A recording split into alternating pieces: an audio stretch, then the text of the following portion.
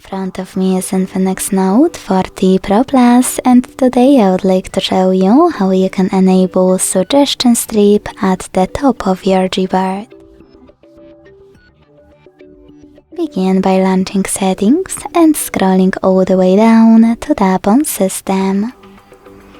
Then select Languages and Input, On-Screen Keyboard and Gboard.